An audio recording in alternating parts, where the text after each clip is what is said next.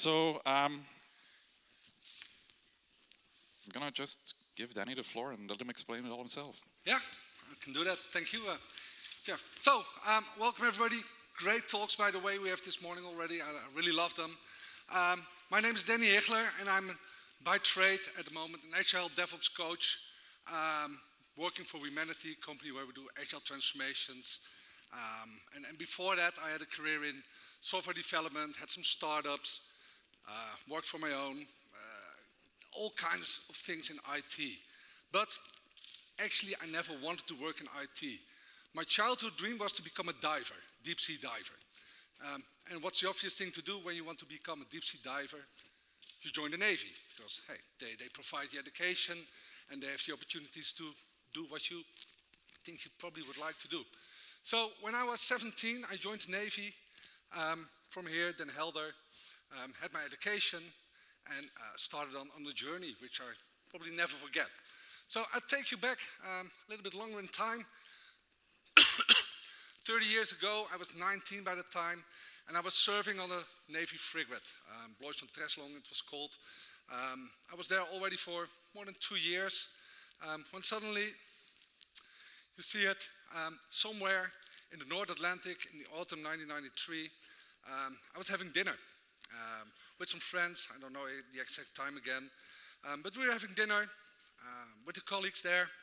And suddenly the ventilation drops. And if you're on board of a ship, you're never aware of the sound of ventilation because it's always there. But when it drops, there's an awkward silence. So everybody was silent because everybody on the ship knew, hey, if the ventilation drops, we have an emergency, something happens. And then it came, the weep, weep, fire alarm, attention, attention. This is the technical central. We have a fire in the back engine room. A fire in the back engine room. This is not a drill. And for half a second, everybody was frozen. And then everybody dropped the cutlery or whatever they were doing, and they start moving into the positions we practiced before. So people set up a medical center, because if a fire is real, probably casualties are also an option. People started what we call boundary cooling, so really contaminating the fire with cooling and water. I jumped up and I ran to my position, which was, I was a member of the 3rd attack crew. Meaning I had to dress up in a fully fireproof suit together with my buddy, handed over a big umbrella of water by a water hose. I wanted to bring one here on stage, but it wasn't allowed. And my buddy would carry a big foam cannon. So that's where we went, and we went to the position. Already 2 people were waiting, so we undressed, put on the fire protective gear, put on the oxygen supply, masks, helmets, picked the hoses, put on the umbrella of water, and we went into the back engine room. It was already 5-6 minutes after the alarm had gone off. So what happened then before? Let's go a little bit back in time. And what you see here is on the ship, it's what we call the technical central. It was really the nerve center on all the technical installations on the ship. Manned 24/7 when we are at sea, also in shore and port. Sorry, always people there. And you can see it's electricity, it's propulsion, and also there's a big map right there of the complete ship with all the possible alarms. So fire and smoke alarms, water detection alarms, compartments opening or closing. You can all see that there. And what happened in the back engine room, which I don't have a laser pointer, but it's 2nd level, 2 big spaces, and the last one is a big engine room. There was a fire alarm. So what happened at that moment is that one of the guys there, one of the able seamen, picked his walkie-talkie, picked the portable fire device, ran to the back engine room, arrived, opened the hatch, you have to open it like that, and all he saw was smoke. So hey, if there's smoke, there's probably fire. So he radioed into the TC, Technical Central, saying, hey, we probably have a real fire. I can't enter, there's too much smoke. And that message triggered the set of actions, actually. So what happened there? Ventilation dropped. The alarm was announced, so people were ready to go. Officers, really leadership, went to their positions on the bridge, Technical Central, setting up for whatever could happen. And all the able seamen went to their positions in order to be ready for whatever went on. So that was all coordinated actually from this technical central. So back to my story, that happened just before we entered. So back here, and when there's a fire in an engine room, there are 3 steps of attack, which is good to know.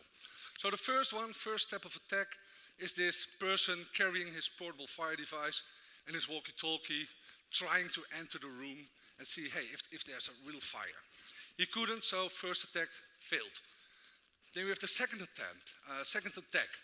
Also people not wearing the fully protective suit, but wearing a breathing device and having a portable extinguisher, entering, at least are able to enter the smoke-filled room and find out what's happening. That's the second attack. Third attack, which was I with Pete, my buddy, really dressed up in fireproof suits, ready to enter the worst possible thing, come to as close as we could get to the fire if it was actually there, and try to extinguish it. If it would take too long, we could be replenished by other people. And if things really escalated, we could close off the main engine room and had halon injected. So it's a gas which deprives oxygen. So that's the 3 levels of attack. I was ready to go, and just a few minutes before us, the second attack group really entered that main engine room. So they were already there for a few minutes. We were not very clear what was happening at the moment, if there really was a fire or not. So kind of blindly, Pete and I, we opened the hatch again, had this water screen in case of there is fire. And we were closely followed by a petty officer carrying a thermal camera, so he could guide us through the smoke and see if there's any casualties or really heat sources. We entered the main engine room. We thought, oh, there's the heat source, so go there. And just as we arrived, we found the 2 people who were getting in before us, second attack crew. Tapped him on the shoulder, hey, we're here. He turned around, had a big smile on his face, and said, you're too late, we already did the job. You can cool down and that's it.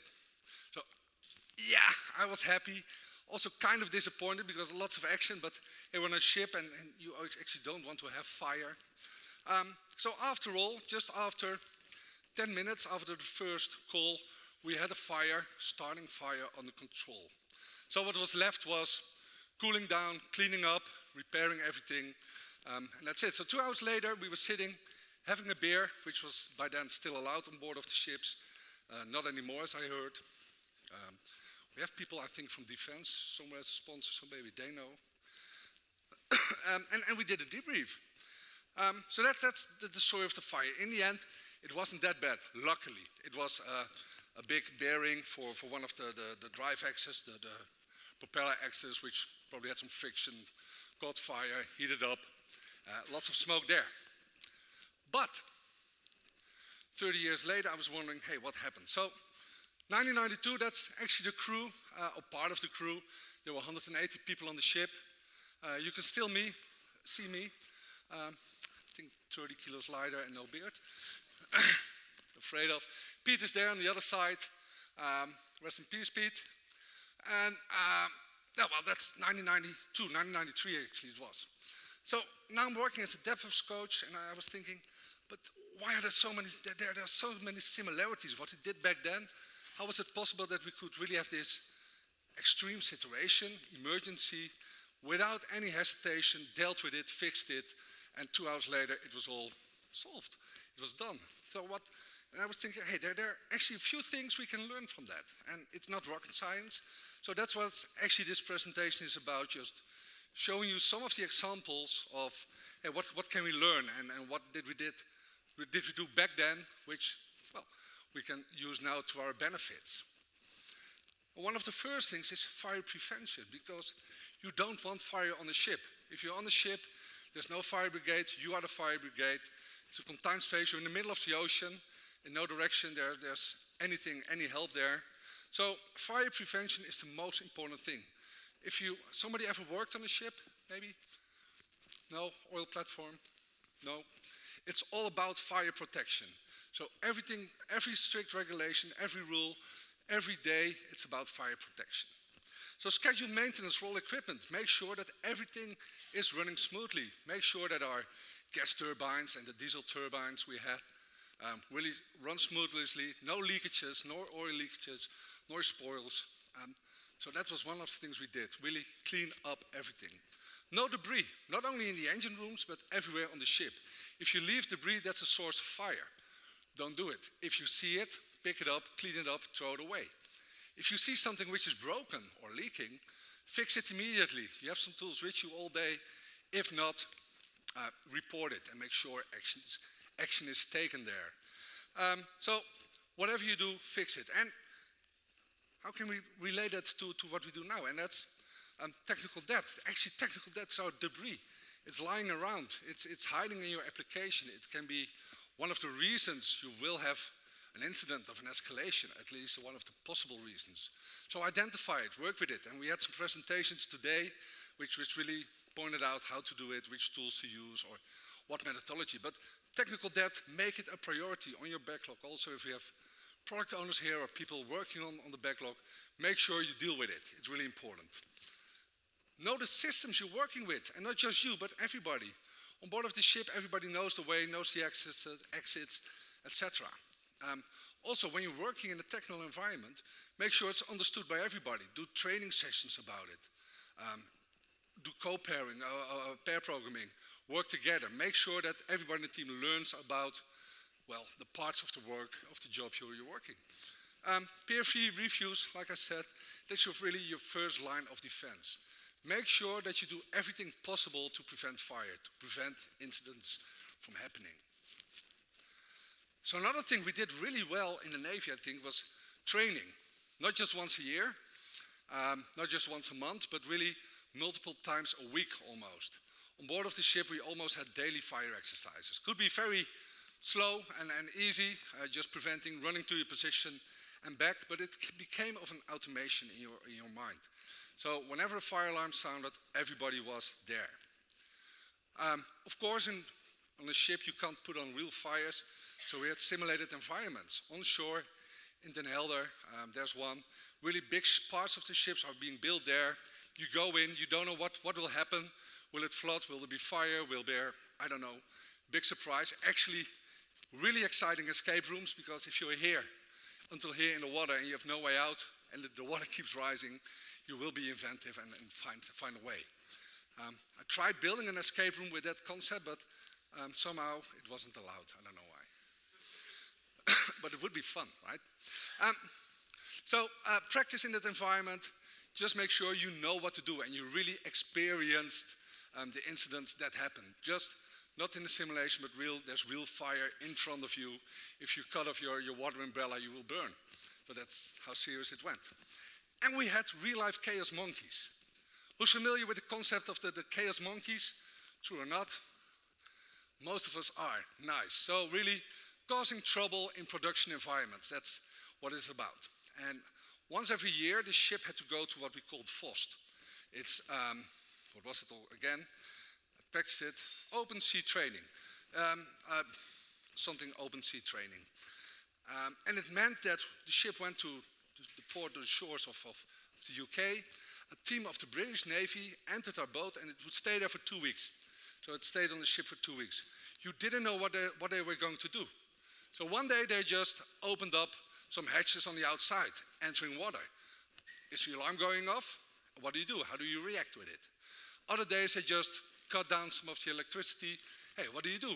Or they place big smoke pots in the engine room and see how do you react from that. So it's really in a production environment, breaking things in a kind of controlled way.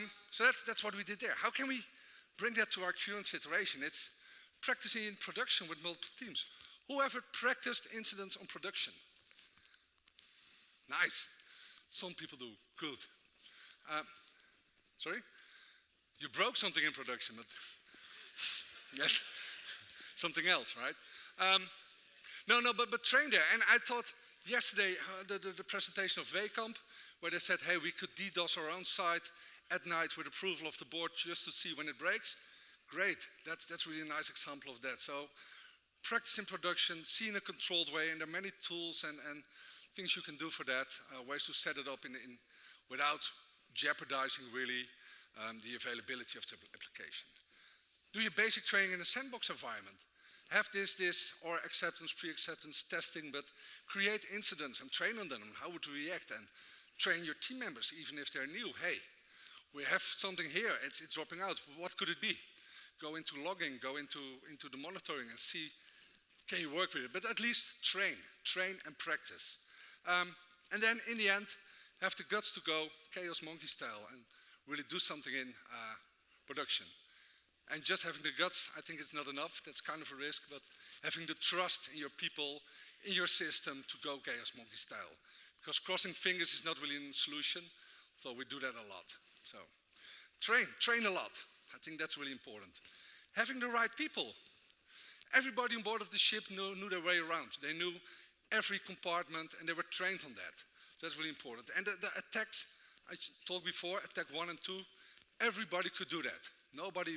Everybody had the basic training to do that. Some specialists were trained for the fireproof suit, attack number 3, and also some specialists could apply the halon. But we kind of a multi-stack team there to work on. I think the same here for what we have in the environment. Make sure that your team, everybody has the basic knowledge there. And if you're using any tooling for monitoring, logging, etc., make sure everybody knows how to use the tooling and experience with it. I've worked with teams where an incident happened and said, hey, can you have a look at the logging? And actually 2 team members said, I don't know where it is. Where do I find it? Help me. Okay, pretty. But you want to end up in a situation where actually a majority of all the incidents are solved by the team itself. Hey, they see it, they react to it, and they deal with it. That's what you want. But make sure that if you have specialists, they're always available one way or the other. Can be remote, can be on site, but you probably need some specialists there. I think maybe this is aboard of the ship, the most important one. Trust each other. The fire wasn't big, but in case the fire was big, I had to go into or next to that fire with Pete, and I trusted him completely. And we trusted each other completely. The guy behind us with the thermal image camera, he had no protection except breathing protection, balaclava and some gloves, but that was it. So we really trusted each other's life, literally, to do. And trust goes 2 ways. You have to earn trust, you have to earn respect. Also on board of the ship, you have to be capable of making sure that I knew what I was doing, and Pete also knew what he was doing, and together we could do magic, and we really stand for each other there. And also the trust was that sometimes just follow orders blindly. Literally sometimes, if there's lots of smoke, people say to the left, to the right, you have no idea what you're going, only thing I have is smoke and heat. And I trust people behind me with some way of saying where to go. So really, trust important. Also in your teams where you work in, building a team, build on your team spirit. Do escape rooms, have conversations. Maybe even, as Krista suggested in one of the previous presentations, have discussions on how you feel, be really open to each other. If you have that level of trust, that level of bonding, you also can take care of really high-profile incidents there. So spend time on helping and learning. Esther, in the previous presentation, mentioned it. The daily stand-up, that's the place where to ask help. If you don't understand something, if you want to work together, if you want to figure things out, that's where you ask help. Do it. Use the help that you have. And in time of emergency, we need leadership. We need people to stand up and saying, hey, this is how we're going to do it. And then the team follows, if there's really an incident. You don't want to have people running around like headless chickens, actually don't know what to do. So point of direction. That can be a manager, can be a scrum master, can be a senior developer in the team, but somebody takes the lead. And make sure up front you know who that person is. And that person is fully trusted, of course. So leadership here, what you saw on board of the ship is we had, during the incidents and also regularly, ultra short line of command. We had the captain who was never involved in decision making in the case of emergency. He was involved in decision making in case of war or really political situations, but not of emergency. He had his heads of operations, heads of technology, etc. Those were the people who make decisions. And the line between me as a fireman or seaman fighting the fire up to this head of technical services was only 2 steps. And that's for the chain of command pretty low. I rather had one step, but there were two steps. But I was almost in direct contact with him. And they led with intent, meaning they said, hey, first thing first, safety and keeping the ship, protecting life. That's our intent. Whatever we need to do so. So that's good to keep in mind. We can do almost anything, just make sure that fire is going out. But in the engine rooms, we could also take our own decisions. So really localized decision making with the information we have at that moment, with the feedback we get from the environment or other people involved, you can also make local decisions because you're there, you have your feet on the ground, you know best. Same here in the environments we are working now on. Be clear on your purpose, method, and state. Hey, our purpose is to have our application up and running every day, 24/7, high capacity. Our method is, so what do we use? We use scaling, up and down scaling to make that available. And the end state is that all our customers can order 24/7 their equipment. So lead with that in mind. Have your decentralized decisions made as low as possible. So more decisions on the team. Really great example I liked also in yesterday's Wacom talk, architects. Yeah, we do have a few, but actually our teams are experienced enough to make their own decisions. Really give them that trust. Really love that one. So trusting the teams, also an important one there. Right tools, have the right tools. On board ship, specialized tools for different environments. If there's a different fire, if it's oil fire, we use foam. If it's really wood or metal, we use water. So all kinds of things we could use and have to make decisions on. So specialized tools for every situation. We knew how to use those tools, and everybody had access to all the rooms and spaces. There were no locked spaces on board of the ship, because in case of an emergency, you had to be everywhere. There was some access control, so we would see if somebody opened the door to a certain compartment, and we think, hey, we're in the middle of the sea, why is somebody going to that room? So we could check it out. Happens there. For you in the teams, having the right tools for logging, monitoring, etc. Know how to use them. So know how to apply them and really take them seriously. And have tested then your identity and access management. Whoever came in a situation where you had an incident, you knew how to solve it, but you didn't have the access to the right environment. That's quite a lot, right? So make sure you really have a plan for that, and it's tested. Because assumption, fingers crossed, we think it will work, that's going to help you there. And I think last, monitoring. On board of the ship, numerous detectors, everything was monitored, almost everything. 24/7, and everybody was trained to do, hey, if something happens, we know what to do, we know how to act.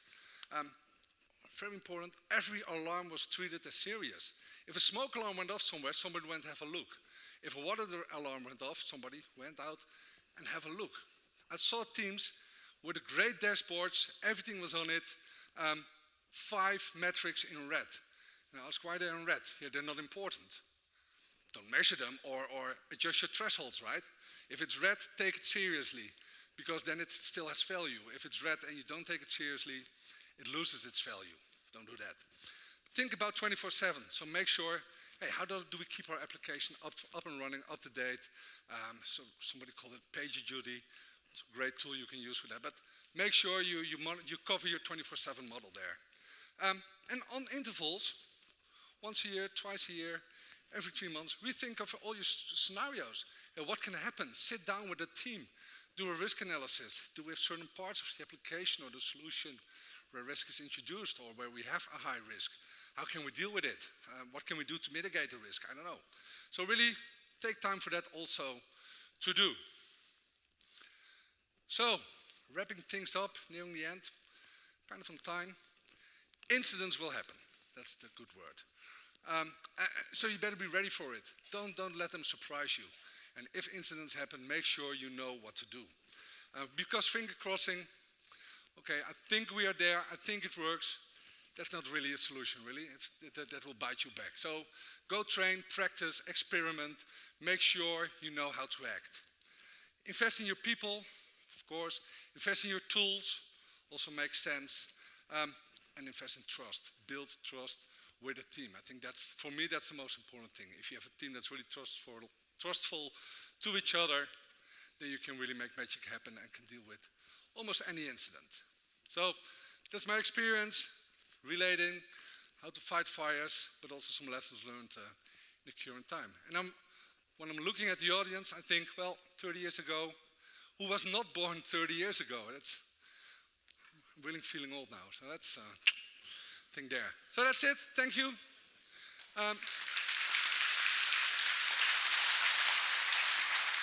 Don't know if there are questions. We have time for two small questions. Two small questions. Two small questions. First one would be, would incident training be a good way to do knowledge transfer? Yes, it will be a perfect. Yes, that's way a to really do short knowledge. answer. Okay. Okay, thanks. Next question. No, it is because you can do incident training and act as soon as possible and really react in a way you would like to react, or you can do it step by step and just take every time, get some feedback, and how would you like to learn? So, yeah, I think it's a great way. And then the last one, before I go hand out another iPhone, is how do you train for outages? Because how do you train for outages? Yeah, because unlike a fire cost and or interaction in the system can change every week. Simulate them, and simulate them on a production-like environment. Yeah, outage, you mean power outages? Or really just, anyway, simulate them, work with them, sorry?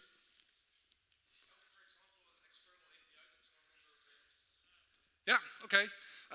Also, you could simulate that, and if you notice it's external and we have no control in it, make sure it breaks as little as possible, so work on your dependencies. Can I get an iPhone? You can get an iPhone if you know who this is. No. No, not yours. So we have another phone. Thank you, guys. Yes, thank you. Thank you.